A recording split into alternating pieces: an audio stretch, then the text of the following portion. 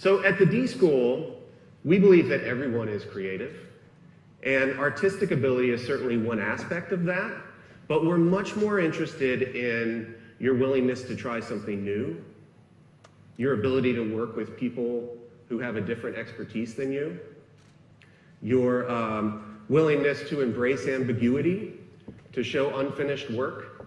It basically comes down to, are you willing and able and open to taking a personal risk, right? And the reason why that's so important is because if you want to make something unique or something innovative, then you have to do something different. So let's talk more about that.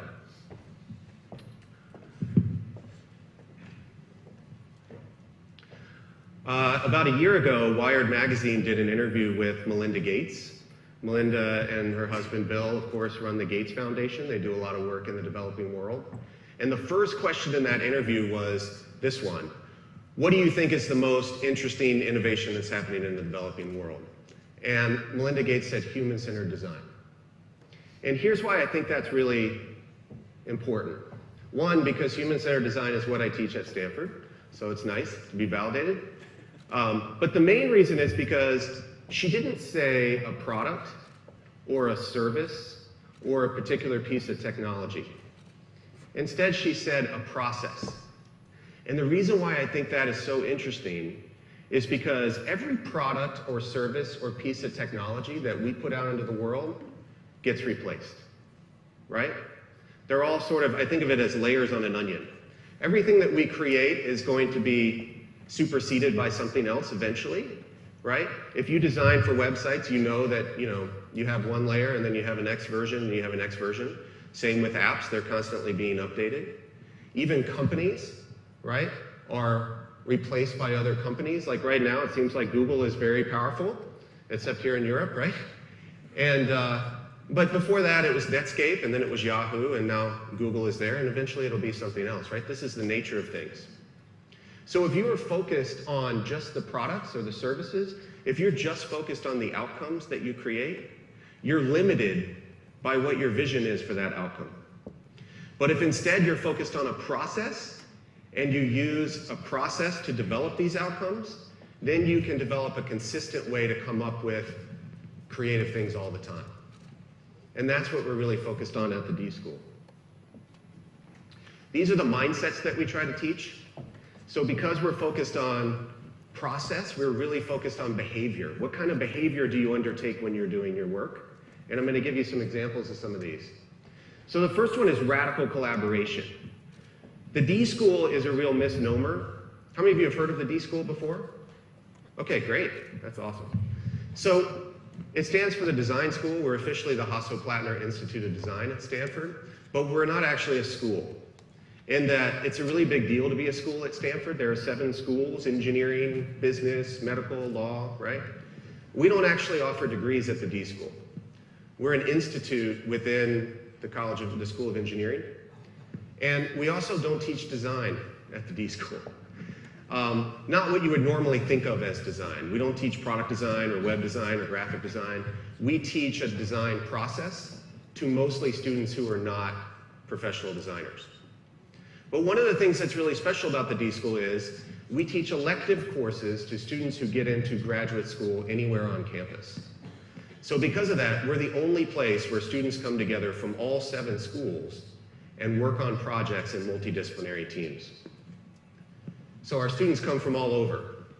The experience of being at the D.school, maybe you're a business student and you're on a team with a journalism fellow like I was at Stanford a few years ago, and an engineer and a doctor. And because you have different areas of expertise, you're going to see the problem you're trying to solve from different angles. Basically, the founders of the D.school looked around and they said, all the students here are really smart, but they tend to only hang out on their part of campus with other people in the same program. And if you only hang out with people who are similar to you, you're just much more likely to come up with incremental ideas. But if you're able to bring together experts, specialists in different areas, and teach them how to co-create, then you have a much higher likelihood of coming up with something that's never been done before. So Everything we do at the D.school is hands-on. It's all experiential learning. We believe that the best way to learn is to do it.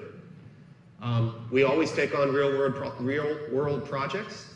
This is our founding executive director, George Kimball, out on the Caltrain platform, our commuter train, talking to some executives about how to interview people for empathy, about their morning commute experience. And that when the train comes in, they got on the train and they walked up and down the aisles and they talked to strangers about how they go about their morning commute experience. This is because humans are at the center of everything that we do. We'll talk more about that. Creative confidence, as I mentioned before, we believe that everyone is creative, and most people who get into grad school at Stanford or who are very accomplished executives, you've been rewarded your whole life for your analytical thinking, for your abductive reasoning. You're very good at surveying the landscape and coming up with the one right answer, right? But there's so many issues now that there's not one right answer for. And so we also need to be very good creative thinkers. It's the difference between convergent and divergent thinking. And that exists in all of us, but it hasn't been rewarded typically in the way we've been brought up and what we've learned in school. So we focus on bringing that out in the people who come to us. This is our Napkin Manifesto. Like any startup in Silicon Valley, you have to be able to write your idea on a napkin, and this is ours. And the main thing here is that the second one down, we focus on innovators, not innovations. So again, it's this focus on process. And what we mean by that is that if we can unlock a way of working in the people who come to us that makes them their highest capacity innovator, then the innovations they create will follow them wherever they go. It doesn't have to happen at the D.school or at Stanford.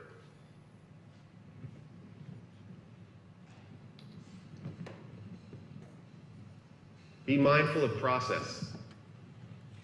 I've talked about this a lot already. So, innovation is not an event. It's not a lone genius sitting in a dark room coming up with this eureka moment all by themselves and then voila, the light bulb, right? It doesn't work that way. Innovation instead is a process. And in fact, the answers don't have to be in your own head. They're all around us. They're in the people that we're trying to serve. So most people, if you're given a problem, it's uncomfortable to sit with a problem, and so you want to go directly from problem to solution. For most of the decisions we make every day, that's not a very big deal. If it's raining outside, then we take an umbrella with us and, we have a solution, right? But for the big problems, the complex ones, the projects that you're working on, if you go directly from problem to solution, chances are you're not going to come up with anything that's particularly innovative. Because your first idea is almost never your best idea. So instead, we teach to go through a process that yields multiple outcomes, many possible solutions, which means that you have a much better chance of coming up with something that's unique. So you have to hold on to being in that uncomfortable space with the problem until you come up with a lot of different possible outcomes. This is the design thinking process the way that we teach it. We teach it in 5 steps. It begins with empathy and ends with testing, but it's not necessarily a linear process. The first step, empathy. What do I mean by empathy? It's the ability to put yourself in someone else's shoes, to really understand what their needs are. If you want to create something that other people are going to use, then you have to understand what their needs are in order to make something that's meaningful in their life. So we spend a lot of time talking to real people out in the world, and we always begin with this kind of work. After we gather that information, then we come back and we define the problem. We sort of unpack what we heard and what we observed, and we really focus on what's the problem we're trying to solve. Then we brainstorm possible solutions. We come up with as many ideas as we can, because the best way to get a good idea is to have a lot of ideas. Then we choose something that we're going to prototype, which we like to do rough and rapid, get it out of your head and into the world as quickly as possible so that you can get more feedback. And then we go about testing. We put our rough prototypes into real people's hands so that we can hear what they have to say. The main thing about testing is it's not about selling your idea, If you find yourself talking most of the time and really trying to convince someone that you've created something meaningful for them, then you really haven't, right? You'll know if you've hit it by the way they react. And so it's about listening to what they tell you, because that's the gold. That's the stuff that you can incorporate back into your idea and create another prototype and then get into this rapid prototyping cycle. This is what I was talking about before with convergent and divergent thinking, or what we call focusing and flaring. So the d.school process is not just all fun creativity, throwing around post-it notes on whiteboards. We do a lot of generative thinking, but we also do analytical thinking. The key thing for us is that we separate the two. The reason that's important is because you don't maximize each way of working if you try to do them both at the same time. How many of you have been in brainstorming sessions before? Okay? How many of you have been in brainstorming sessions where people are throwing out ideas and you're evaluating them at the same time? I have. Okay? What happens? What happens if 8 people in the room love an idea and one person in the back says, let me play devil's advocate for a minute? What happens? It's gone, right? So this is why we don't evaluate ideas at the same time that we're creating them. There's another step for that. When you get into prototyping, then there's more evaluation there, right? So we separate those two modes. Like I said, this isn't a linear process. We teach it in a linear way. But what's really cool about it is that it's highly adaptable, right? You can take it as a full cycle for some product development. You can take it in pieces. You can practice brainstorming just on its own. You can do empathy work with your customers or with your colleagues, with your family, right? So it's highly adaptive. And we teach it in all kinds of different ways. Focus on human values. This is one of my favorite quotes. Talent hits a target no one else can hit. Genius hits a target no one else can see. How do you see a target that no one else can see? By engaging with people who are very different from you. If you can really understand someone else's needs, then you can see those things that no one else can see. This is not the same as going to your potential customers and asking them what they want and then making it for them. You've probably heard the Henry Ford quote, if I asked people what they wanted, they would have said a faster horse, right? Okay? So what it is you're going to people, you're uncovering what their needs are, and then you're applying your expertise to what you hear in order to come up with something. We don't focus on the middle. I think market research definitely has a role to play, generally down the line.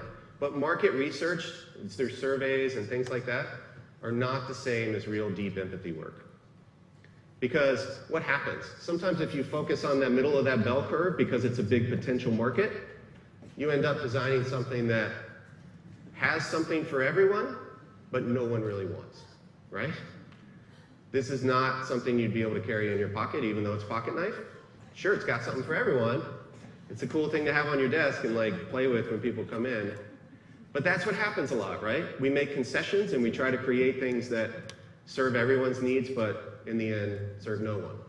So instead, we focus on individuals and designing for individuals. And particularly for people who have extreme needs. So we call these extreme users. I'll tell you a story. You guys know what these are? What's this thing right here? Is there a pointer on here? It's a peeler, right? Potato peeler, carrot peeler, okay? So I used to have one of these. I think I still have one of these, actually. But for a long time, peelers looked like this. They were like these little metal things. They're, looked like they were developed in the 1920s, and they stayed the same for a really long time. If you have really bad arthritis, these peelers can be really hard to hold, right? They're small and metal.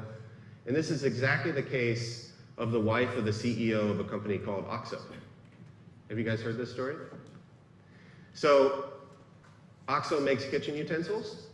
His wife had really bad arthritis, and he was like, she's having a hard time holding on to the products that we make. So he went to his product team and he said, can you guys make a peeler that has a big soft handle so that my wife can use it? And they did. And here's what they came up with. Something that looks like this. How many of you have kitchen utensils that look like this now? Right? Because it turns out you don't have to have arthritis to want a soft handle for your kitchen utensils. It turns out that designing for the extreme user can often serve the needs of a much larger group. So OXO Good Grips is a big line for them now. This is a picture from Target.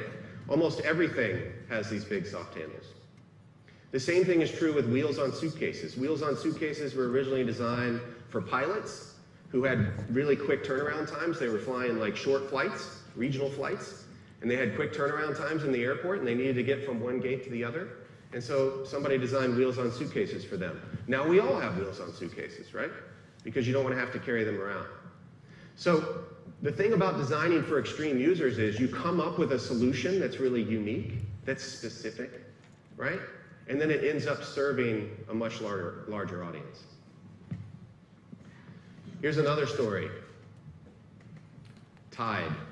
Do you guys have Tide? You don't have Tide, do you? But you know Tide, right? So Tide is a Procter & Gamble product.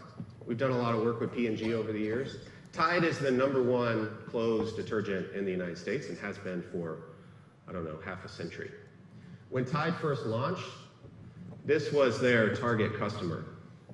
It was, in the late 50s when we had the nuclear family and dad went off to work all day and mom stayed home and the kids played in the yard and they got grass stains on their clothes. And the whole thing about Tide was, we're going to get those grass stains out. Tide makes your clothes clean, right? And so they became the #1 detergent in the market. Now, over the years, they were still #1, but they saw that they were declining. And a couple of years ago, they saw they were declining, particularly in this group, the new group, the millennials, right? The group everyone wants to reach. And so they looked at these guys and they said, the problem is these guys don't care about their clothes, right? They don't want their clothes to be clean. Look at them, they're scruffy, and these millennials, we just can't figure out what they need. But look at this picture again. Do these guys care about their clothes? Absolutely, right? Personal brand is more important than ever. But what they care about is not how clean their clothes are. They care about the patina of their $200 pair of jeans, right? They care about how the edges are frayed. They care about the quality of the clothes and what it says about them, not necessarily about how clean they are. So P&G, they went down to LA and they started talking to this target group, and here's what they came up with. The reframe is that millennials do care about their clothes, and that means not cleaning them. They don't want to wash them so that they get bleached out, right? So that they don't look like the same as when they bought them. So how could they figure out a way to promote and enhance anti-clean clothes care, right? But this is what they did. This is what they came up with. It's called Tide Total Care. And I don't know if you can see this, but it says, helps reveal the 7 signs of beautiful clothes. Okay? So this was marketed for that particular group. Washing your clothes is not going to change the color of them or mess up their quality. It's going to enhance their quality, right? And this is not just a marketing campaign. P&G at its core is a chemistry company. This is a new formula that they came up with. And guess what? Millennials bought it. So instead of just dismissing a group because they don't fit in with your product, they went and spent time with them in order to figure out a way to fulfill their needs. Embrace experimentation. One thing that we all tend to do is, once we come up with something that works, we go with it, right? Because it's uncomfortable to sit with a problem. So part of having creative confidence is to hold on to that problem space and try to become comfortable being uncomfortable, to experiment even after you've had something that will get you out in order to find something even better. So here's a quick story about that. One of the classes we teach at the D.school is called Design for Extreme Affordability. And in that class, the students are creating physical product solutions for rural villages in the developing world. And it's a 2-quarter class, so it's 6 months long. And in the middle of it, over spring break, instead of going to Cabo or something like that, they fly to the country and they go and do empathy work on the ground with the people they're designing for. And a couple of years ago, one of the student groups was partnered with a hospital in Nepal. And the challenge was infant mortality rates are really high. This is in Nepal and on the border with India. And so the design brief was to design a lower cost baby incubator for the hospitals. The thought being that if they had a lower cost incubator, they could buy more incubators and therefore take care of more babies and save more babies' lives. But the students, when they got to the hospital, and this is a picture from the room, they looked around and they noticed that the incubators were empty. And they thought, well, maybe we're just here at the wrong time. So they asked the doctor, they said, what's going on? Like, no babies are in the incubators. Is this just, unusual? And the doctor, she said, no, actually, most of the babies who die never make it to the hospital. They're born prematurely in the villages outside of town. And because they're surprise births and they're a couple hours away, they don't get here in time. They die before they can make it. So the students then had a choice. They could stick with the project that they were going to get a grade for in their graduate program at Stanford, or they could reframe the problem.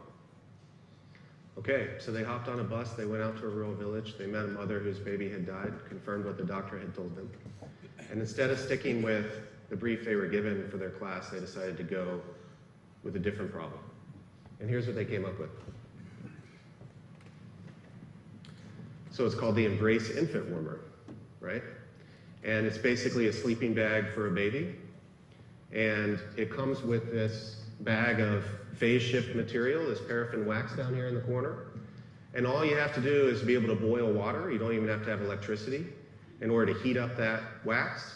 You slide it into a pocket in the back of the warmer, and it keeps the whole thing warm for 4 hours. It allows babies time to get from the village to the hospital. The other great thing about this is that these students, they didn't know each other before they started this class. They came to Stanford for very different reasons, but faced with this unique solution to a life or death need, at the end of the class they incorporated and they moved to India and they started manufacturing these. And to date, the Embrace Infant Warmer has saved the lives of more than 55,000 babies. Okay? Amazing.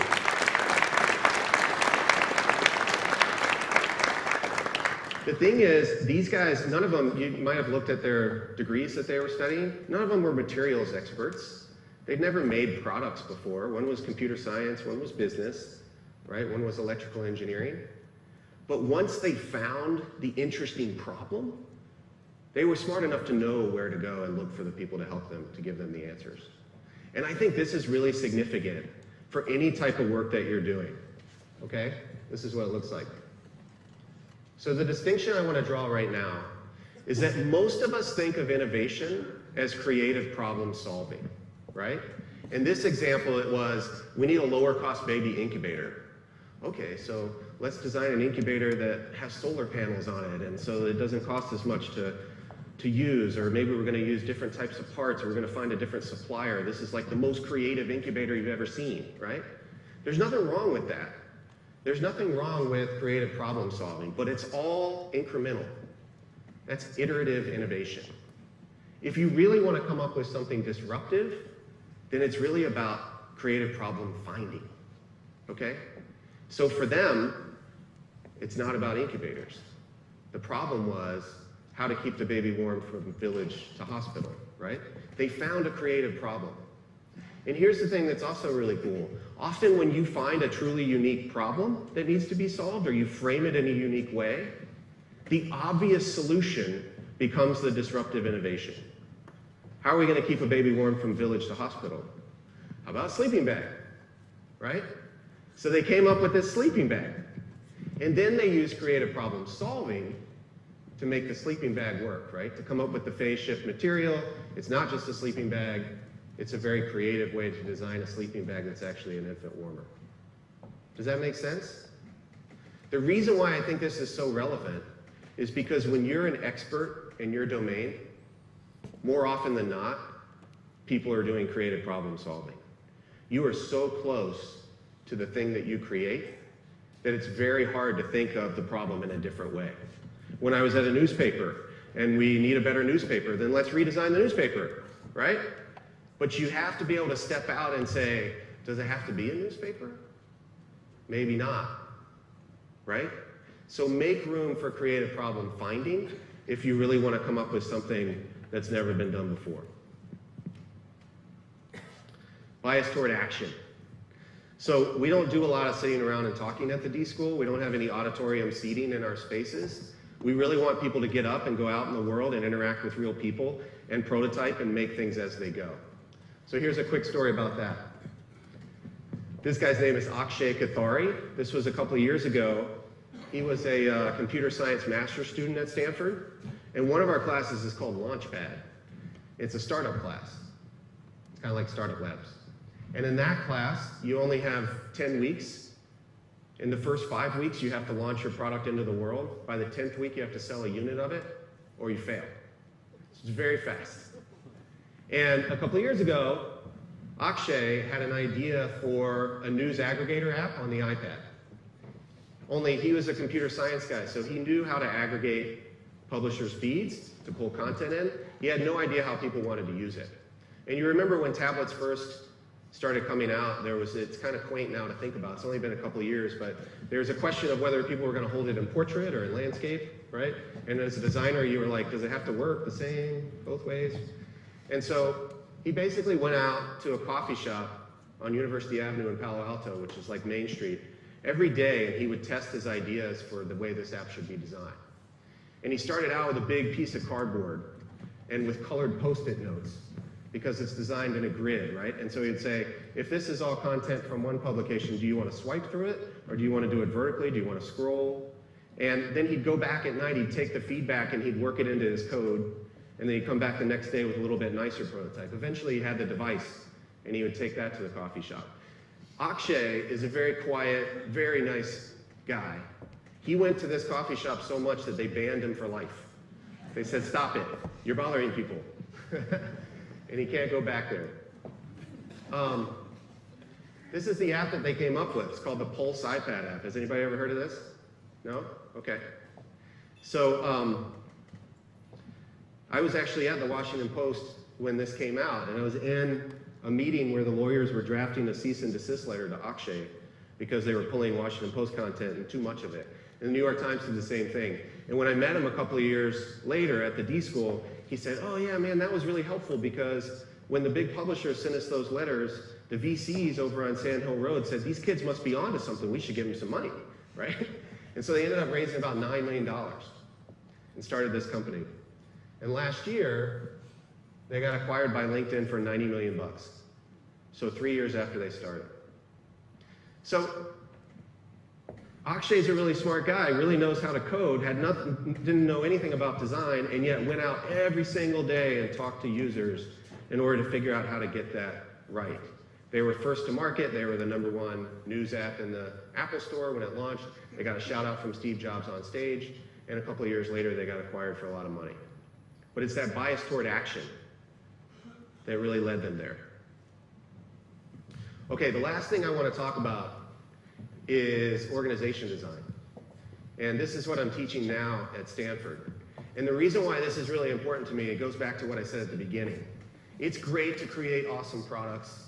It's awesome to create things that save people's lives, right? But if you're in charge, or you're any sort of manager, or you're the founder of your startup, or whatever it is, the most important thing you can do is to design a system where people are working to consistently come up with ideas. Because that product or service that you create is going to be replaced. So how do you design a creative culture where people feel empowered to do this? And I think the way you do it is designing organizations around emergence. So emergence is a simple system that when replicated over and over becomes a complex system. So take a look at this video real quick. I'm just going to show about a minute of it. This is a company, you guys have heard of Autodesk? It's a software company in San Francisco, B2B company, yeah?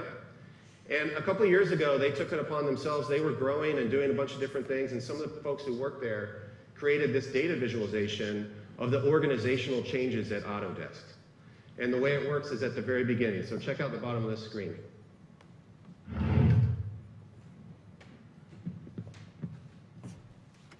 Okay, so you have employee and manager. There's 3 types of events. Pops out if somebody joins, shifts over if somebody changes teams.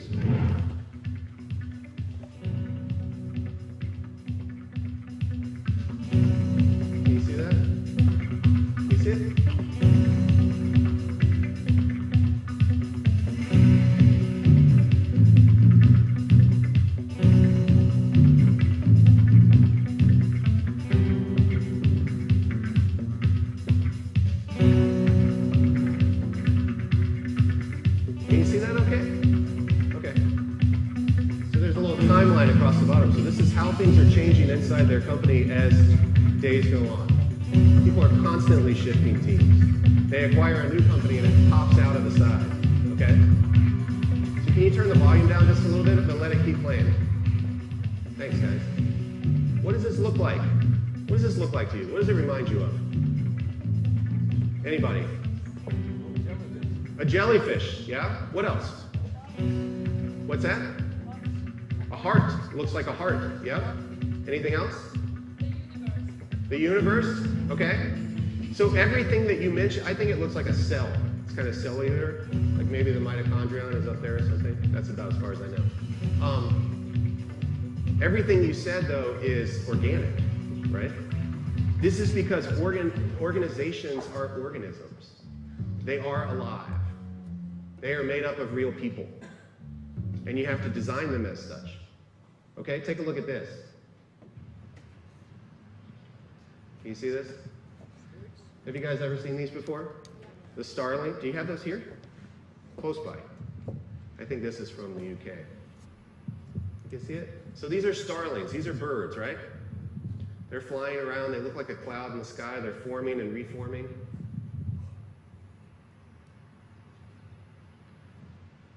Who's the boss? Who's in charge here? What? The swarm, it's a swarm, right? How do they know where to go? There's no birds falling out of the sky here. How do they keep from running into each other? What about this one? Fish in a school. Who's in charge here? How do fish in a school move like a cloud in the water? So these are examples of emergent systems. They're found in nature. Here's how it works for fish. So it's a simple system that when replicated becomes a complex system. So if I'm a fish, I'm not actually, this system's not designed for 500 fish. It's designed for 5 fish, and it's replicated 100 times, okay? So if I'm a fish, and I'm swimming along, and I'm in the middle, and I have a fish on either side of me, and I have a fish above and below, there are 3 local behaviors that govern my direction. Can you guess what they are? What determines my direction in that little system? What am I looking for? Any animal. What am I looking for? Food, right? Looking for food. What am I trying to avoid? Predators, right? And then the third one is maintain equal distance between you and the fish next to you. They're born with this, right? It's almost algorithmic. So if I'm swimming along and there's 5 fish, and the fish next to me sees some food and turns this way, I'm going to maintain equal distance and I'm going to turn this way too. And then if I see a predator, I'm going to turn away and everybody else is going to turn away. And that's it, right? I think the predator thing is the #1 behavior, right? Even if you see food, you see a predator, you turn, okay? But that's it.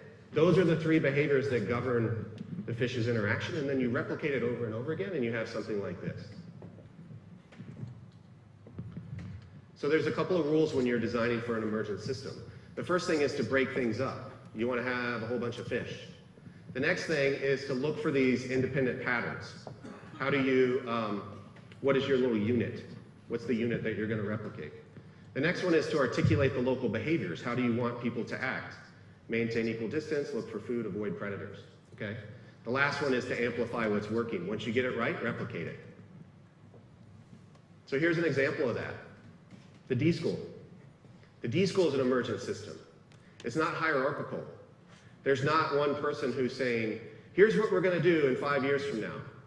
Instead, they design for behavior, and we all partake in that behavior, and because of that, it's grown like a school of fish. It's grown in a way that we never could have imagined at the outset. So in 2005, 2006, at the D.school, we taught 1 class, and there were 40 students. And it was in a space that nobody wanted on the edge of campus, in a temporary trailer. And the professors went in, and they ripped out the furniture, and they set it up like this, and it's pretty chaotic. Using all those things I talked about, the bias toward action and the experiential learning and all of that. Then they moved into a bigger space because it was really popular and more students wanted to take classes. This one was called a fluid dynamics laboratory. And I don't know exactly what fluid dynamics is, some of you probably do. But there was a trough in the middle of the classroom and they couldn't figure out exactly what to do with it. And then one of my colleagues found this video online. There's no sound with this one, which I believe is from Bangladesh. Let's check this out.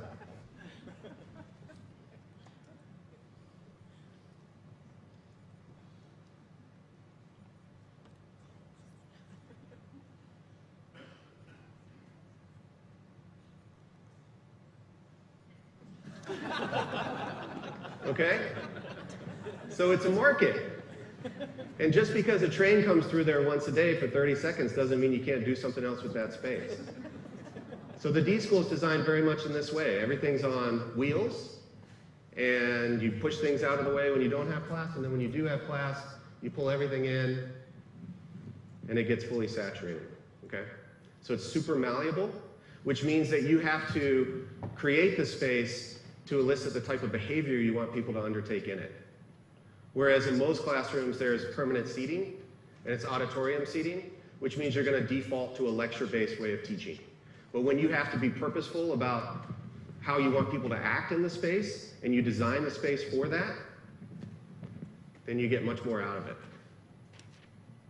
This is the space we're in now. This year, we're teaching more than 40 classes. We have almost 1,500 students coming through the D-School. It's only been 10 years, right? But it's grown to this huge amorphous thing that many of you have heard of because of this emergent system, because we design for process and for behavior. Let me say a little bit more about that. So every student who comes to us, they are both a learner, a teacher, and a doer, and they toggle between those different modes and ways of working. And everyone's a student. I learn all the time. I almost never give lectures in class that are this long. We do things by acting, by doing it. At the D-School, instead of having 5 fish, right, we have 5 graduate students.